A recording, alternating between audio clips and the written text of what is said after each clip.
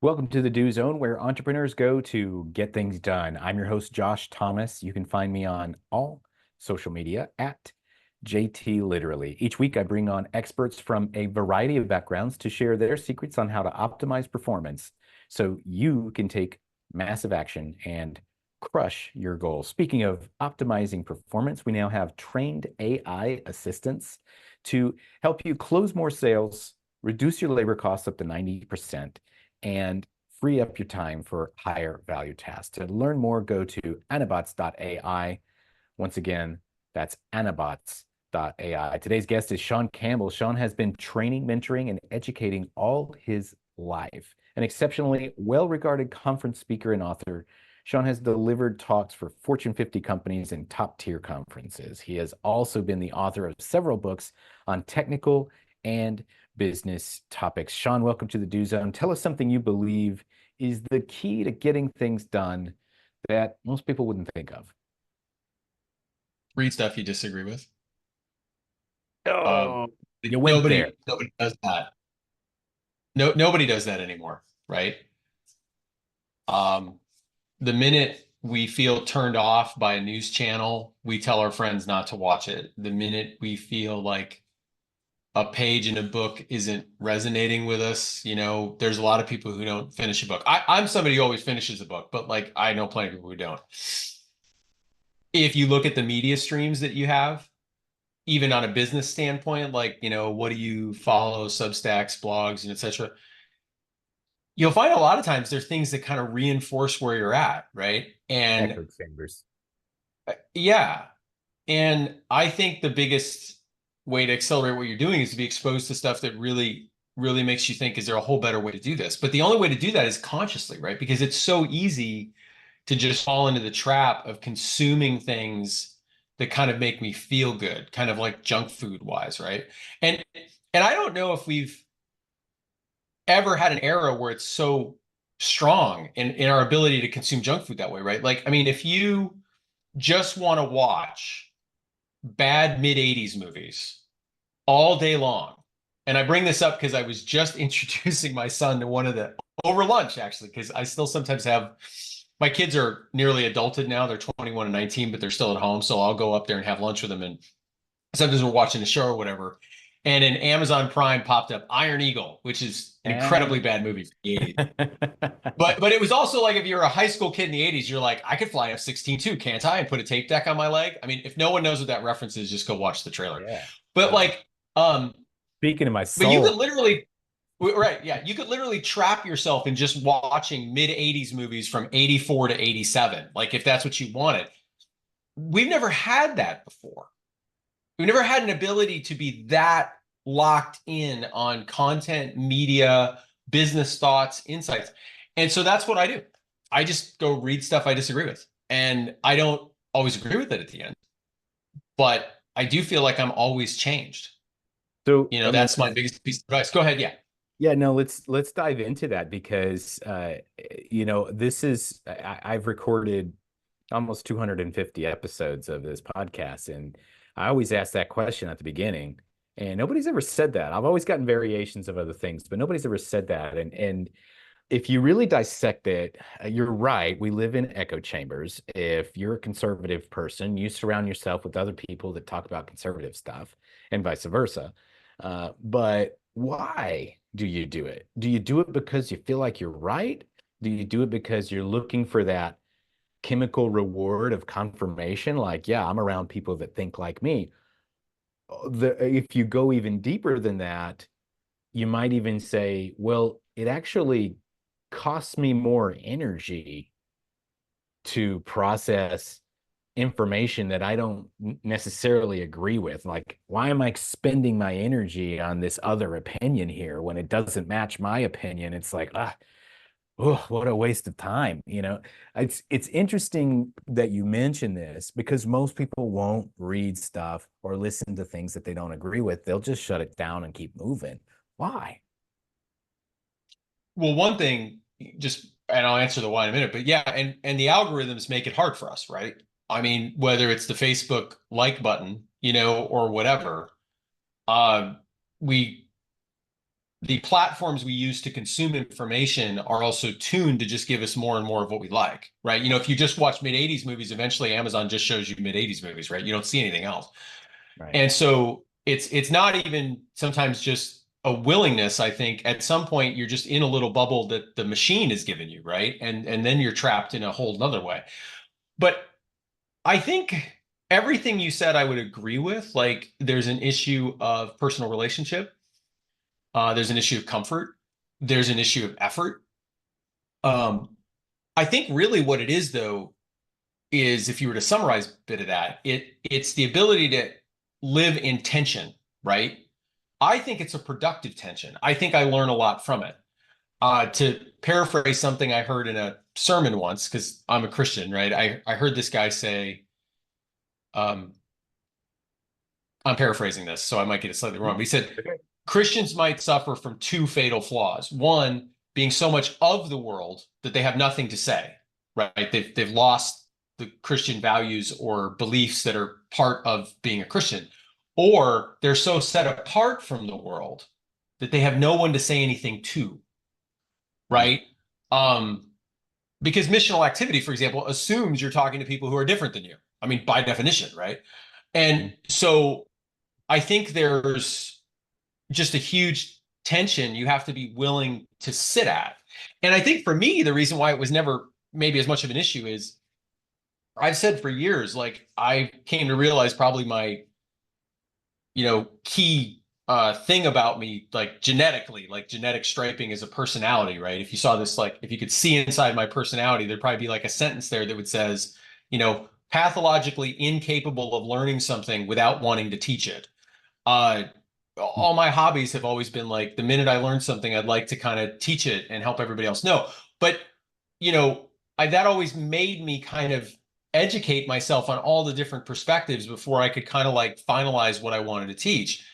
And I think that had a huge part of it. And that's affected everything. Like, I mean, you mentioned political things. I mean, I don't really usually bring those up, but I'll bring up kind of an indirect one, which is that I think everyone has watched U.S. presidential elections with, let's say, great interest the last few years, last few election cycles. All the more so while we're recording this, because there's a lot of churning now going out about the Democratic candidate and what's going to happen there, just as much as there's much churning on the Republican side about whether that's a good fit candidate.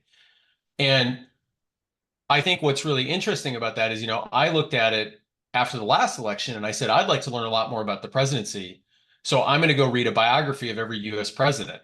Now, I can tell you there were some of those presidents I completely disagreed with, like on page 400 of an 800-page biography. I don't know why all biographies seem to be 800 pages, but they all are.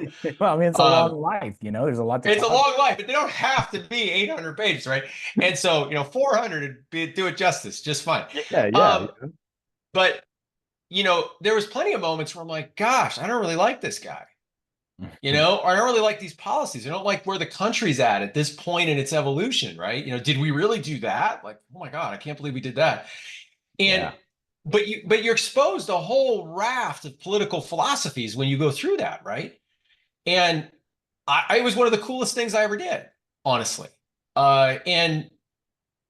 And anyway, it's just kind of the way I'm wired. But I do think, to sum up back to what you said, I think it's an issue of willing to live a little bit in tension. I think it's a willingness to invest.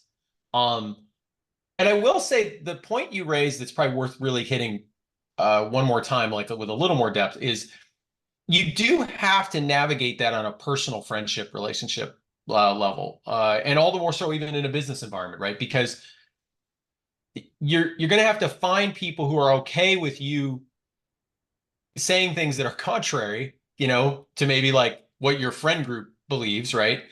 At the same time, we're only human. You don't want to always be the one guy that believes everything else that's completely different than everybody else around you, right? Yeah. That's Don't be probably not that going to guy. happen. That's not fun. Yeah, that's not fun, right? And so, but back to my quote from that guy who gave the sermon, if you're not living on both sides of that, and really living in the tension between those two worlds, like I don't know if you're living really the life you were led to lead. So anyway, And, that's and the so way I and would so look at it. let's talk about how do we take this idea about reading stuff you don't agree with, diving into and understanding the things that you are completely contrary to your point of view. And what would be one direct way that we can take that and apply it to a business and growing our business? So what do we tend to do to create our echo chamber about our business? And what can we do to break out of that, take another perspective, and actually make some progress, even if it's a little uncomfortable? I think you need to audit what you're reading, right? What exactly are you consuming and where is it coming from? Or if heaven forbid you've gotten a little static, like you're the guy who's still quoting from the 35-year-old business book as the only book that matters. Maybe it's an age thing, like you have to go back and say, where is this stuff coming from? And if people are just listening to this on audio, and full disclosure, I'm 53. So I have my own shared books that are 30 years old that I think are valuable, but I don't think that they're the only book on the subject. So it's a bit of auditing. I think it's also, to take a business example right now, I'm glad you brought up AI at the start with what you guys are doing, because I think you couldn't find a topic that generates stronger opinions from people who are ill-informed on both sides, or all sides, because how many sides are there on AI? Like 10, Yeah. you know, that are just ill-informed, right? They don't really have any intel, and they're just spouting out whatever they feel like writing that day. Yep. So, I don't know how many Substacks I've subscribed to that are AI based. I think it's probably got to be at least 55 by now. I swear my inbox is always full. But like, that's the big thing. You got to get a lot of perspectives when something's new. You can't just be like weak about it. You got to Right. really dive in. And so that's where those are some practical examples. Like, and if you're the laggard on AI and you're like, it's not coming to take my job, you're wrong. And if Well, it you're may the not guy come and that take your says, job, but somebody who uses AI will take your job. you said that actually better than I would. That's a good call. But you guys are working on AI just like we are. That's exactly kind of the way I would put it, is like, you have to wear the super suit because somebody else wearing it's going to beat you at some That's point. right. And you just don't have that choice. I was explaining that to somebody else the other day. I said, you could be 53, 63, 73, 23. It doesn't matter, but you don't get a choice to ignore this trend. You just don't. Yeah. Sorry. Maybe you thought you were 5 years from retirement and you wouldn't have to really worry about it. Again, sorry. Yeah. Those 5 years get eaten up real quick. And so, Yeah, uh, you just have to deal with it. And so, but I will say, here's one last thing tied into AI. Prior to about a year ago, you didn't really have somebody you could box with intellectually. I mean, you could just ask an AI, what's the counterfactual to what I believe? What's the other way of looking at this problem? If you think about it, there's some really interesting ways to dialogue with an AI if you're looking to interact with things you disagree with, right? Because it might be hard to get out of that media bubble that's being fed to you if you've got like a bazillion cookies going back 20 years that say, I only want to watch mid 80s movies, but you can interact with an AI and actually kind of almost ask it to give you those contrary opinions and actually dialogue with it. And I actually do that, like maybe not quite that concretely, but I do use an AI as a bit of a sounding board for certain things. And I think that's a really cool way to use an AI too.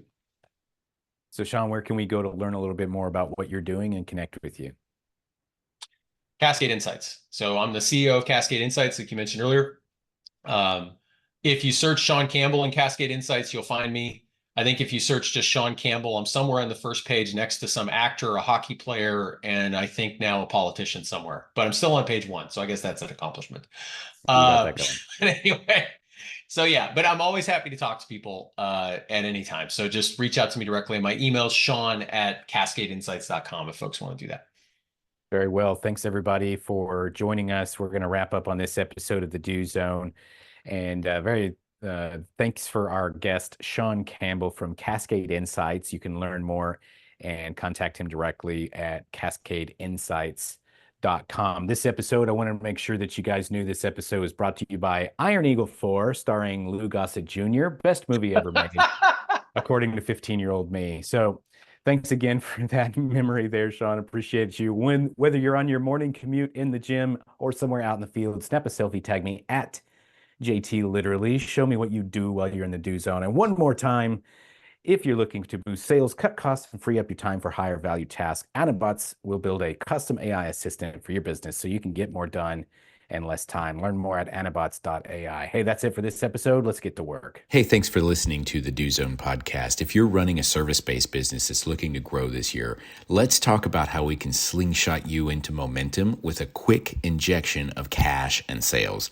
Our clients typically see results in as little as 7 days. To learn more about what we do, you could go to factor1.io. Once again, that's factor1.io. We'll see you next time.